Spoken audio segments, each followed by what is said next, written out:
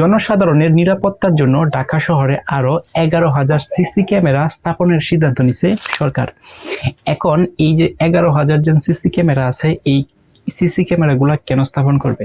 Number 1, যাতে হচ্ছে ঢাকার শহরের ভিতরে সন্ত্রাসী, কিশোর গ্যাং এবং জনসাধারণের যে নিরাপত্তা আছে সেটা কিন্তু ইনশিওর করার জন্য বা নিরাপত্তা প্রদান করার জন্য কিন্তু এই 11,000 সিসি ক্যামেরা ইনস্টল করার একটা সিদ্ধান্ত নিছে সরকার।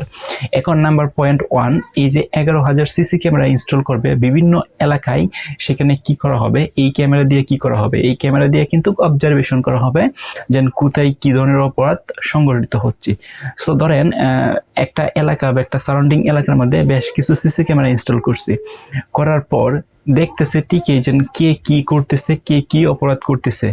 সো এখন এই যে অপরাধ যেন আছে যারা করে, এগুলোকে ইনস্ট্যান্ট ধরার জন্য এখানে তৎপরতাও কিন্তু দরকার আছে বা জবাবদিহিতাও কিন্তু দরকার আছে।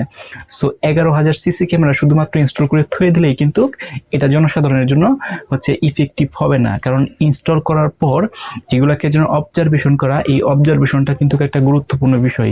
সো অনেকেই দেখা যায় যে সিসি ক্যামেরা আছে ঠিক আছে, কিন্তু বিভিন্ন প্রকার অপরাধ কিন্তু সংগঠিত হয়, সংগঠিত হওয়ার পর অপরাধীরা কিন্তু পার পেয়ে যায়, এগুলোকে ধরা হয় না বা এগুলো কিন্তু কিভাবে পড়ে থাকে, সো এগুলোকে খতিয়ে দেখা হয় না।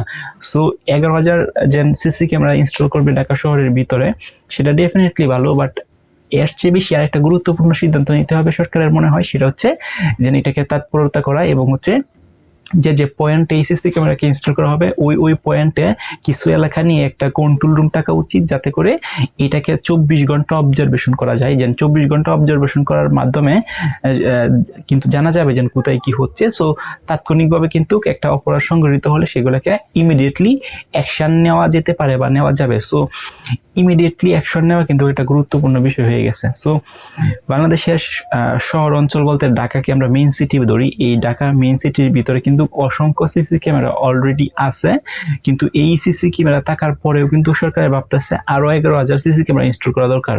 সো এই সরকারের যেন এই উদ্যোগটা, এটা তো মানে ডেফিনেটলি আমরা বলতে পারি একটা ভালো উদ্যোগ, কিন্তু এটা ভালো উদ্যোগ হবে তখনই যখন হচ্ছে সিসি ক্যামেরার যেন প্রপার ইউজটা এবং প্রপার ইউজ করে যেন এটার যেন অপরাধ মেনলি হচ্ছে যে অপরাধটা সংঘটিত হবে সেগুলোকে খুব দ্রুত বা খুব তাড়াতাড়ি যাতে ধরা যায়।